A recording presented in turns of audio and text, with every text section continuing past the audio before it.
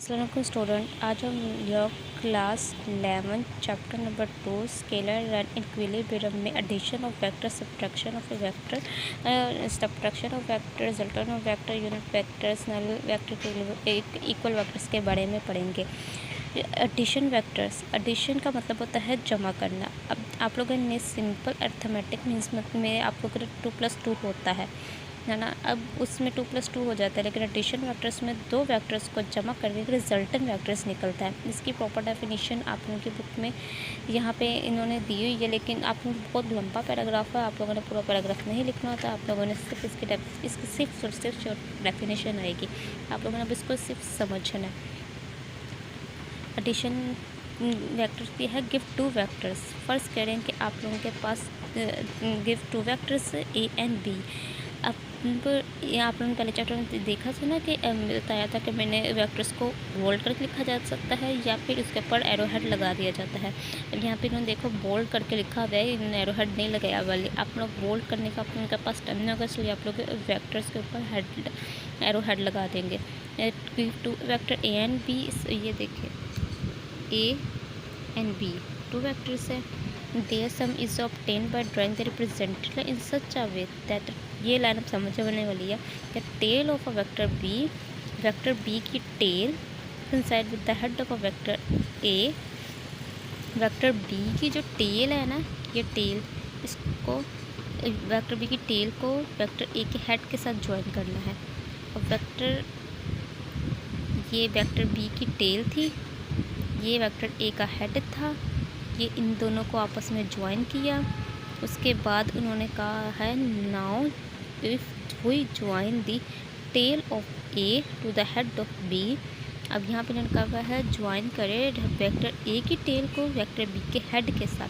पहले vector A ये head को वेक्टर बी की टेल के साथ ज्वाइन किया है। उसके बाद जो रिजल्टेंट निकालने के लिए वेक्टर ए के टेल को वेक्टर बी के हेड के साथ ज्वाइन करना है, जो हमारे पास रिजल्टेंट आ जाएगा R is equal to A plus B. ठीक है, आप लोगों ने ये इसका रिजल्टेंट आ गया, इसके ऊपर एरो हेड लगाना है, ये इसका रिजल्टेंट हो गया। ये हो गया एडिशन वेक्टर। आप लोगों ने यही सिर्फ डेफिनेशन लिखनी है, आप लोगों ने सब कुछ ये सारा जो आगे लिखा हुआ है ये सारा आप लोगों ने लिखना है। आप लोगों ने जस्ट इसकी डेफिनेशन, और यहाँ पे इस लाइन का मतलब है आप लोगों ने के A plus B is equal to A B plus A, क्योंकि इसमें हम लोग बी में ए को ऐड करेंगे, ए को बी में ऐड करेंगे, फ़र्क कोई नहीं करेगा, रिजल्टेंट वही आएगा। और यहाँ पे ये कम्यूटेटिव नेचर होता है। आप लोग आगे जाके ना वो स्केलर क्वांटिटी नहीं पढ़ेंगे, ये कम्यूटेटिव नेचर है। और आप लोगों ने मैथ्स में पढ़ा भी है, 10th में ऐसे मैथ्स में पढ़ा भी है कम्यूटेटिव और कम्यूटेटिव नेचर। तो ये addition vector is commutative in nature. Resultant vector मैंने आप लोगों को बता दिया है कि रिजल्टेंट वेक्टर दो वेक्टर्स को जमा करके आता है। ये ए के join the tail of the vector B to the head of a vector A, and now join the tail of the vector A to the head of a vector B, then we get a resultant vector. ये आप लोगों ने resultant vector आपको मिल जाएगा। आप लोगों को resultant vector की डेफिनेशन जो प्रॉपर याद ना हो तो आप लोगों को जो मैंने बताई है अभी आप लोग वही लिख देंगे। दोबारा बोल देती हूँ, join the tail of the vector A to the head of a vector B, नहीं, join the tail of a vector B to the head of a vector A. Now join the tail of a vector A to the head of a vector B, then we get a resultant vector A R is equal to A plus B. ठीक है, ये हो गई इसकी definition. अब आती है vector subtraction. यहाँ पे लिखा दी सब्ट्रैक्शन बिल्कुल एडिशन वेक्टर की तरह है, इनकी मैग्नीट्यूड एक ही है, लेकिन इनकी जो डायरेक्शन है वो बदल जाती है। जो आप लोग फिर रिजल्टेंट वेक्टर इस साइड में आ रहा था ना, ये आप लोगों का रिजल्टेंट वेक्टर इससे मतलब है, अब वो उलट सिमट में चला जाएगा। मैग्नीट्यूड वही है, उसी तरह हो रहा है, वेक्टर ए के हेड में ही वेक्टर बी की टेल ज्वाइन हो रही है, और उसी तरह वेक्टर ए की टेल से वेक्टर बी के हेड के साथ ज्वाइन हो रही है। जो रिजल्टेंट आ रहा है, लेकिन इनकी डायरेक्शन बदल गई है। पहले एडिशन में इस तरफ थी और सब्ट्रैक्शन में इस तरफ हो गई है। ठीक है, the subtraction of a vector is equal to the addition of the same vector with its direction reverse, लेकिन इसकी डायरेक्शन बदल जाती है। द सब्ट्रैक्ट द वेक्टर दी तो वेक्टर बी से सब्ट्रैक्ट करें वेक्टर ए को, रिवर्स दी डायरेक्शन को बदल दे, then and add it to A और ए को भी ऐड कर दें। ये है सारा प्रोसीजर वही वाला एडिशन वाला, लेकिन इसके अंदर सिर्फ डायरेक्शन बदल दी गई है। A minus B is equal to A plus minus B का शो है कि इस बी की डायरेक्शन चेंज हुई है, बी उल्टी सिमत में चला गया, जैसे नेगेटिव साइन शो हो रहा है। ठीक है, अब यूनिट वेक्टर के बारे में पढ़ते हैं।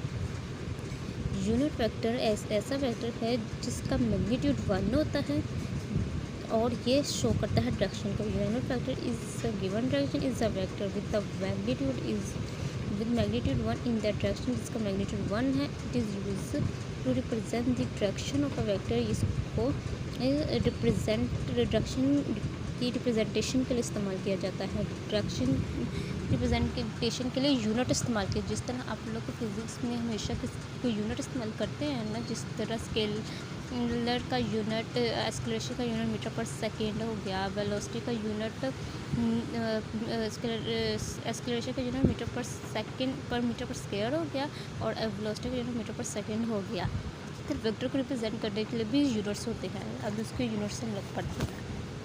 ये है वही वेक्टर्स हो गए, ये एक्स का वेक्टर, ये वाई का वेक्टर, ये जे का वेक्टर, जी का वेक्टर।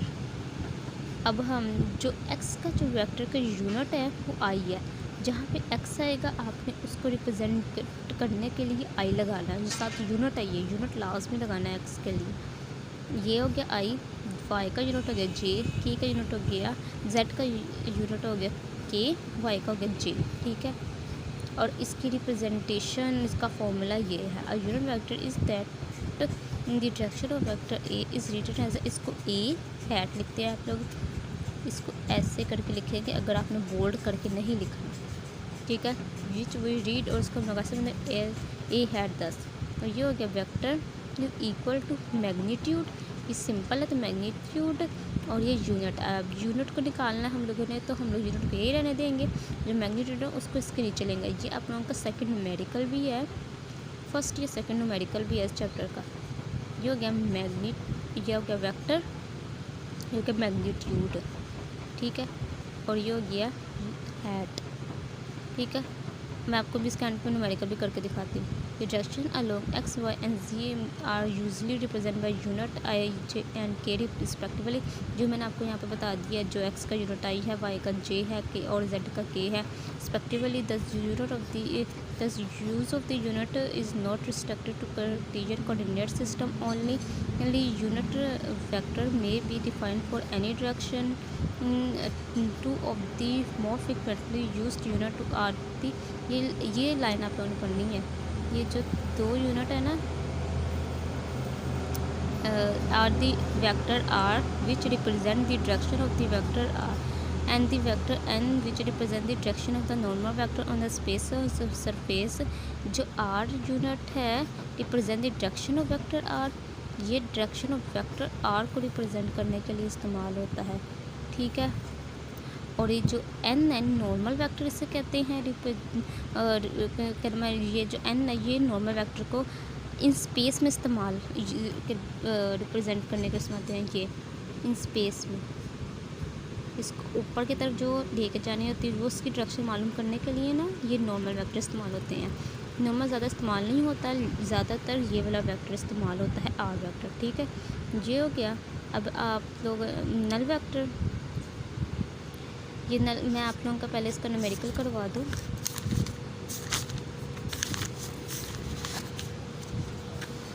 ये है इसका न्यूमेरिकल।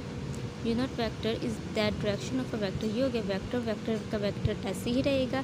हम लोगों ने मैग्नीट्यूड निकालना है। आप लोगों ने मैग्नीट्यूड निकालने के लिए ना ये आप लोग आप पढ़ लोगे अभी। ये हो गया square, A is equal to 4 का square 16 + 9, A is equal to 25। अब इसका स्क्वायर रूट ख़त्म कर देंगे तो 5 आ जाएगा। अब हमारे पास यूनिट वेक्टर का जो फॉर्मूला था यह आएगा vector over magnitude. A is equal to vector हमारे पास ऐसे ही रहेगा 4 + 3 जे हैट और ये आई हैट ओवर 5 जो हमने मैग्नीट्यूड निकाला, ये इसका न्यूमेरिकल था। ये इसी तरह होता है, ठीक है। आपको अच्छे से यूनिट वेक्टर समझ आ जाएगा। अब दोबारा हम लोग नल वेक्टर की तरफ जाते हैं। नल वेक्टर वो वेक्टर होता है जिसका मैग्नीट्यूड 0 होता है और उसकी ऑर्बिटरी डायरेक्शन होती है, क्योंकि डायरेक्शन नहीं होती इसके। For example sum of vector and negative vector is a null vector. हम लोग एक वेक्टर में पॉजिटिव वेक्टर में दूसरा वेक्टर ऐड करेंगे, नेगेटिव वेक्टर ऐड करेंगे तो इसके आपस में कैंसिल हो जाएंगे। आप इसको जब खोलेंगे ए प्लस माइनस ए है, जब आप इसको खोलेंगे प्लस माइनस माइनस हो जाएगा, ए हो जाएगा। और जब ये हो जाएगा नल वेक्टर, आपने इसको नल वेक्टर पढ़ना, आपने ज़ीरो वेक्टर नहीं पढ़ना। आपने देखा होगा इसके ऊपर बोल्ड किया हुआ है,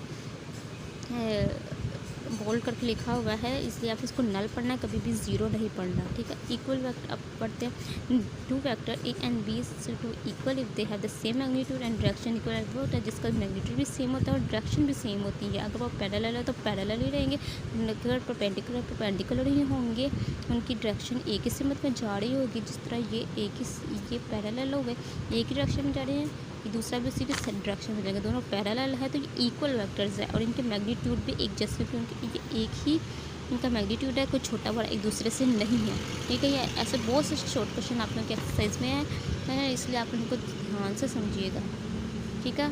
ये इक्वल वेक्टर्स हो गया। अब नेक्स्ट लेक्चर में हम लोग रेक्टेंगुलर कॉम्पोनेंट वेक्टर्स के बारे में पढ़ेंगे। उम्मीद है कि आपको ये बहुत अच्छे से समझ आ गया। अगर कोई चीज़ आपको समझ नहीं है तो कमेंट बॉक्स में टाइप कीजिएगा कोड हमारा। अगर आपको ये लेक्चर पसंद आया तो हमारे चैनल को सब्सक्राइब लाइक ज़रूर कीजिएगा और ताकि आप वीडियो आपको मिल सके। अल्लाह हाफिज़।